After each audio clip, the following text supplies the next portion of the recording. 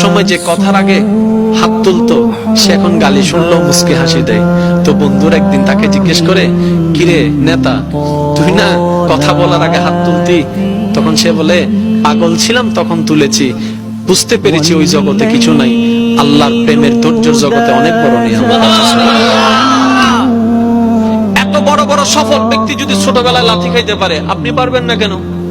আর সবার কথা বাদ দেন, ও নবী, আপনি শুধু একবার বলতেন জিবরাইল উল্টাই দিত, আপনি বললেন না কেন? নবী রাহমাতুল লিল আলামিন বলে, পাওয়ার থাকার পরও যে পাওয়ার দেখায় না সে তো সত্যিকার পাওয়ারফুল ব্যক্তি। সুবহানাল্লাহ। যার হাতে কিছু নাই তো হবে, দেখ চিনস নাই হন, এই আর নাম জানোস না, আর বা ফোন চিনস না, জাতুন নাইতে হবে। আর যার থেকে আছে,